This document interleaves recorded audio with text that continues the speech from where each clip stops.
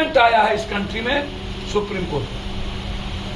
मैं स्वागत करता हूं ऊंची जात के गरीब के आरक्षण का। मैं भी चाहता हूं और मैं इसकी वकालत करता रहा। और ये कोई नया नहीं है। कर्पूरी ठाकुर जी जब मुख्यमंत्री थे तो 3% ऊंची जात की महिलाओं को उन्होंने आरक्षण दिया था। और सबसे पहले कर्पूरी ठाकुर फॉर्मूले में ये आरक्षण लागू हुआ। लेकिन मेरा आग्रह है, सुप्रीम कोर्ट के चीफ जस्टिस ने जो वर्डिक्ट दिया है उसको मैं कोट करता कि आरक्षण का जब मुद्दा ये लाया गया था दुनिया में, देश में, तो आधार था शैक्षणिक और सामाजिक, आर्थिक आधार नहीं था।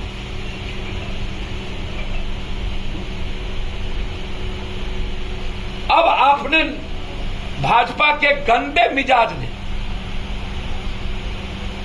ऊंची जात को आरक्षण देना गलत नहीं है, लेकिन पिछड़ी जात और अत्यंत पिछड़ी जात और दलितों के आरक्षण को मारना, खत्म करना, ये दुनिया का सबसे बड़ा महापाप। बीजेपी ने दलित, अत्यंत पिछड़े और पिछड़ों की हकदारी छीनी है।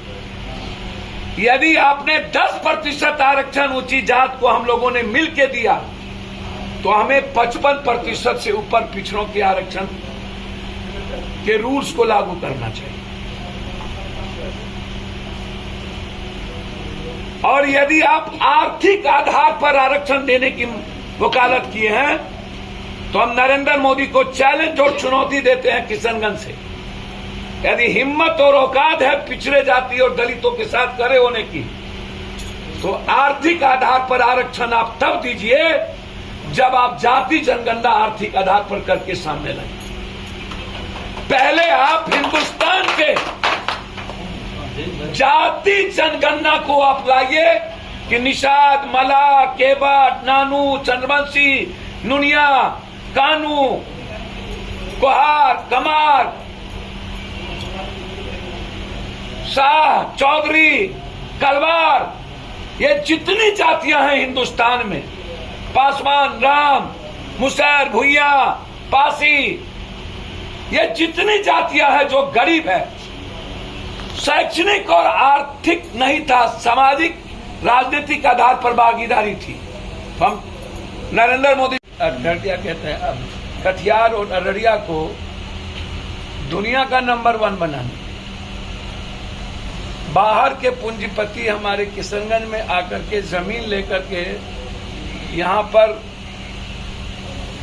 इकोनॉमी का स्रोत ढूंढ रही है, लेकिन हम किशनगंज के मजदूर और किशनगंज के इलाके के किसानों को हमने कोई लाभ देने की योजना नहीं बनाई। तो हम सरकार से, केंद्र से भी और बिहार से भी सीमांचल डेवलपमेंट, कोसी डेवलपमेंट और मिथिला के लिए विशेष पैकेज की हम मांग करते हैं, जिससे फैक्ट्री जो बंद हो गई उसका निर्माण, पुनर्निर्माण कर सकें और मखान पर, दूध प्रोसेसिंग पर, फूड प्रोसेसिंग पर और मक्का पर हम कम से कम 10 बड़ी फैक्ट्री का प्रायोजन कर सकते। खेत का कमी नहीं, हम खेत देने को तैयार हैं। हमारे पास नदी की जमीन ही इतनी है, यदि हम उसको सही यूटिलाइज कर लें तो हम सबसे ज्यादा जमीन हम हिंदुस्तान में हम इस इलाके से देंगे। लेकिन चूंकि बाढ़ के कारण और सही यूटिलाइजेशन नदी का हम नहीं कर पा रहे हैं, सरकार का ध्यान नहीं है, जिसके चलते हजारों हजार एकड़ जमीन पड़ती पड़ी रह जाती है। इसलिए हम बाढ़ के लिए विशेष पैकेज, कैंसर, टीबी, दम्मा, जो दुनिया का सबसे ज्यादा रोग मेरे इलाके में है, आर्सेनिक और आयरन पानी के चलते, हम सरकार से आर्सेनिक और आयरन पानी को खत्म करने के लिए भी विशेष पैकेज की मांग करते हैं। बाढ़ के लिए भी विशेष पैकेज की मांग करते हैं। मखान, मक्का और फूड प्रोसेसिंग और दूध पर प्रोसेसिंग के लिए भी हम विशेष पैकेज, और जो फैक्ट्री बंद है, जूट की हो, चीनी मिल की हो, रहियांग से लेकर के मधुबनी की तीनों फैक्ट्री से लेकर, मधेपुर की दूध फैक्ट्री से लेकर, भरमनखी से लेकर, दाल चीनी मिल से दरभंगा का लेकर, और जूट मिल किशनगंज, और फारबिसगंज में राजीव गांधी का वो सपना, ये बहुत इंपॉर्टेंट है। बंदी आपका ब्लैक मनी भाजपा और आपके जीवन का मुख्य एजेंडा था, तो फिर आपने क्या खोया, क्या पाया? आपने ये उपलब्धि कल देश के लोगों को क्यों नहीं बताई? आप क्यों नहीं देश के लोगों को बताया कि काला धन का क्या हो? नोटबंदी के बाद देश की इकोनॉमी डॉलर का रुपया 83 रुपया,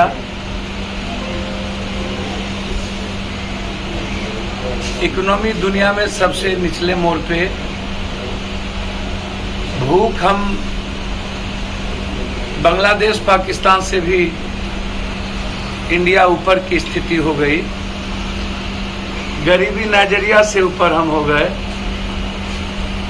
बेरोजगारी हम तीसरे पदान पर, वर्ल्ड के निचले, सबसे निचले से तीसरे पदान पर हम हैं।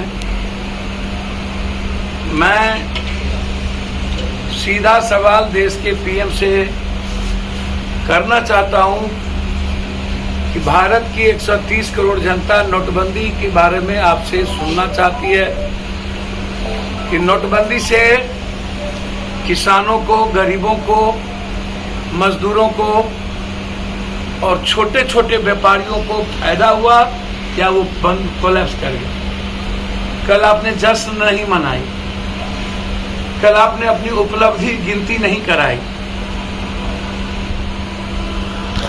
ये सबसे महत्वपूर्ण सवाल है कि आप मुसलमानों का वोट तो ले लेते हैं, और सबसे ज्यादा दिक्कत यह है कि वह एमएलसी सिर्फ पैसा के बदौलत मुसलमानों का वोट लेता है। मुझे दुख इस बात का है कि मुसलमान के जनप्रतिनिधि ऐसे एमएलसी को जन्म बनाते हैं जो सिर्फ जहर पैदा किए। वो देखने में जितना हो, वो जिस तरीके से यहां अमित शाह जी आए और रात भर इस इलाके में रक्त रंजित और रक्त चरित करने का रास्ता नया ढूंढने का प्रयास किया, न तो बीजेपी की केंद्र की कभी भूमिका सीमांचल में 1 रुपये की रही, ना उन्होंने कोई सीमांचल और में डेवलपमेंट के लिए कोई 1 रुपया दिया। आप सीमांचल को न डेवलपमेंट लेके आप आते बाढ़ से मुक्ति के लिए, आप आते 20 फैक्ट्री के लिए। हम बीजेपी भूल जाते, आपको जितना जहर पैदा करना होता करते, हम आपको गले लगाते कि आपने हमारी गरीबी खत्म करने का रास्ता ढूंढा, आपने हमारी बेरोजगारी खत्म करने का रास्ता ढूंढा, आपने जो नदी वरदान था अभिशाप हो गया, उसकी वरदान के लिए आप हमारे पास आए। आप आए जो सीमांचल सबसे ज्यादा अमन पसंद है, जहां इस जन्म में बहुसंख्यक लोग झगड़ा करना पसंद करते, हम जिस दिन आएंगे उसकी सारी हैकड़ी निकाल देंगे। हम दिल से कह के आ जा रहे हैं, जिसको जितना ताकत है लगा लेना उस वक्त। ये अड्डा बनाए हुए नफरत का, रात भर हार्डकोर लोगों को बुला करके बांग्लादेशी, रहियांगी, कौन मना कर रहा है? बांग्लादेशी जो रहिया, औकात तो इनकी है नहीं। जो 100 साल 2 सालों से जिसका दर बदर पुष्प पुष्प, जिसको भारत के संविधान में मान्यता प्राप्त है, उसको आप क्या रहियांगी कहेंगे? 8 सालों के अंदर 8 साल से आप देश के प्राइम मिनिस्टर हैं, क्यों आप कश्मीर में कश्मीरी पंडित को आप बसा नहीं पाए? आपकी औकात क्या है?